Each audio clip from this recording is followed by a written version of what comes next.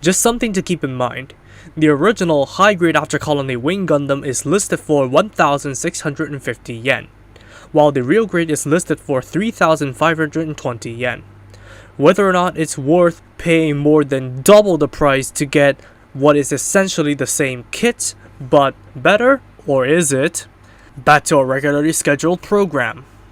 What is going on, guys? MJ2005 Gundam here, and today I'm going to be reviewing the real grade Wing Gundam from New Mobile Report Gundam Wing.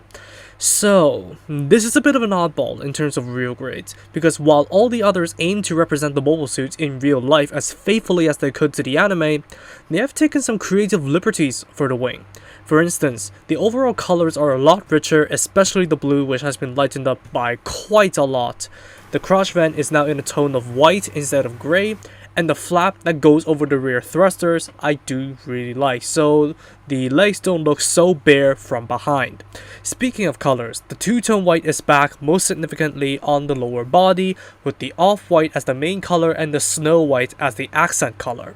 Every single little detail is molded in plastic, including the Vulcans on the head and the chest, and default stickers only cover the eyes, sensors, and the gaps of the yellow circles on the shoulders. But I left out the eyes and sensor stickers as they can glow under UV light innately thanks to the lime green clear plastic. There are also the included sticker decals if you choose to apply them.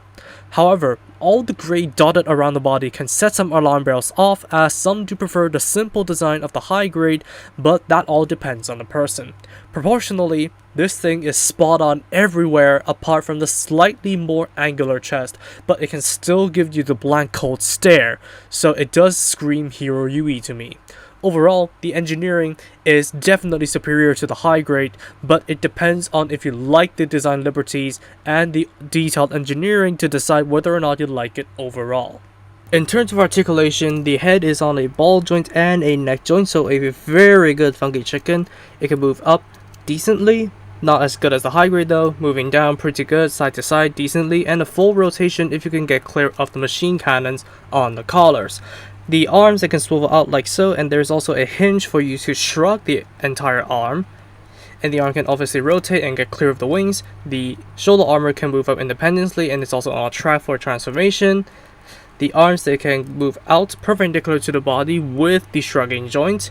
They can obviously rotate above the elbow, and they bend at the elbow at two joints with the claw moved out of the way, but as you can see, it's relatively inferior to the high grade just because of that claw. Unless you want to unlock the hidden hatch over here, take off the manipulator, and swing the claw out to get the full access of the double joint. It's just hindered by those claws alone. The wrists over here are on ball joints, and you can tug them out to access the rolling, the wiggling of the ball joint. The waist is interesting because in the torso you do also have a back crunch, a really good forward crunch, side to side crunch that tugs the skirt armor along, and you do have a rotation, but it's only limited. But if you unlock it by tugging the torso up a little bit, you can access the rolling and the full rotation. The front skirts can't move up 90 degrees, the side skirts can move almost 90 degrees, and they are also on a double hinge inside, so you can open it up just to allow for the skirt to move out of the way. The back skirts can move for once, but very minutely, and the legs themselves, they have a dropping mechanic that is implemented into the frame, so you can access more articulation by just dropping the legs. Case in point, the legs can move up 90 degrees towards the front, not much towards the back, outwards 90 degrees, rotation at the hip, and a double jointed knee. That is also slightly inferior to the high grade just because of the armor flap that they've added above the thruster that doesn't move at all. Now the ankle armor over here can move on a ball joint towards the back, staying there very securely. The feet can move forwards almost 90 degrees, Michael Jackson lean be damned. Move towards the back not as much. And a side to side up top and an ankle rocker, so pretty good inwards and outwards movement. There's a little bit of rotation thanks to the top joint and a toe movement for the transformation. Now the backpack is interesting just because the thrusters over here can move on a hinge, the wings over here can swivel in and out and rotate and go up and down because of the frame joint, and the wings themselves, they can open up like the high grade with the yellow piece, and the red piece over here can move slightly. But they can also separate into halves, so you just separate them in the middle, and they're held on by very small tabs, so they may not work the best. And don't sand these tabs, cut these tabs away, and you'll get this very angelic spread. So that's all the articulation for the Wing Gundam real grade. So articulation is inferior to the high grade in terms of the neck joints and the bends in the arms and legs, but overall it is satisfactory and sufficient. In terms of accessories and gimmicks, you'd be surprised to know that this is the first real grade that I know of, or maybe even the first real grade ever, to not have an opening cockpit, because it's supposed to be here, there's no opening piece, so there's no opening cockpit. To top it all off, you don't even get a Hero Yui figurine to display alongside the Wing Gundam, but I suppose you can steal the one from your EW version or the Wing Gundam Zero. Moving on to the handheld accessories, we do have the Buster Rifle over here, looking box standard at first glance, but you can see these separated gray pieces with the dark gray for the barrel, the shaft, the ammo cartridges, and the heat vents in the back, and you do have the lighter gray on the body of the rifle. Some dark gray pieces can peek out from the gaps, and of course the yellow beak does look pretty nice. The ammo cartridges by default do also have the silver stickers to wrap around the rims, and you can extend the rifle to take them out, so unlike the Wing Gundam EW version where you need to wedge the ammo cartridges out, you have an easy mechanic for you to do so as well. Unfortunately, there are no extra cartridges because this is the TV version of the Wing Gundam, and you are supposed to have the sticker for the scope, but I left it out just because it's a lime green metallic piece that can glow under UV light. Now to stick it into the Gundam, you basically bring in the trigger finger hand that is only made for the right hand, and you just separate it. Now one funny thing is that the hand cover of every single other weapon holding hand, including this one, is molded onto the rear fingers, which is interesting to say the least.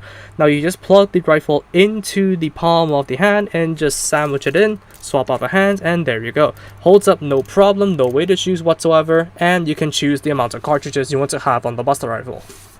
Moving on, we have the shield over here. Looks pretty nice with all the gray details dotted all about. Some people may not like it because they may like the simplicity of the high grade, but undeniably this does look pretty good. Even with the vent details in the middle of the shield, that looks absolutely amazing. Now the green visor I do actually like. You are supposed to have a sticker for that as well, but I left it out because of obvious reasons. Now to mount it onto the Gundam, you flip out this peg over here, and you just mount it onto the bottom of the arm, just like so. And of course it can rotate so that you can reverse the direction of the shield and put it into the right arm if you so choose. Now stored inside of the shield is the beam saber, and this is what I really do like about this kit. You flip it out and the beam saber gradually comes up, all in the efforts of one simple plastic piece that has a track in it. So you can just pull it out, and the beam saber is white instead of gray this time, which is because of the creative liberties that I've taken. And you do also have a pair of SB13 beams that are lime green, which do glow under UV light, if in case you're wondering. Bring in the holding hands and sandwich it in there by plugging the one hole into the palm, and here you have it. And since the left hand is free from not needing to hold the shield, you can allow it to hold the beam saber. So every single weapon of the Wing Gundam can be used at the same time. And finally, apart from the fists, the right trigger finger hand, and the pair of regular holding hands, you do also get a pair of very dynamic open hands. So that's gonna wrap it up for the accessories of the Wing Gundam. For the comparisons, first of all, let's bring in the high grade fully armed up for a comparison. Next up, let's bring in the real grade Talgies. And then the EW version of the Wing Gundam real grade, but different colored wings because I stole these for a custom build and just put them back on temporarily for this review.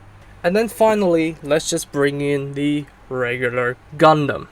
And even though the Wing Gundam is supposed to be smaller when compared to the original Gundam, the real grade matches it in height.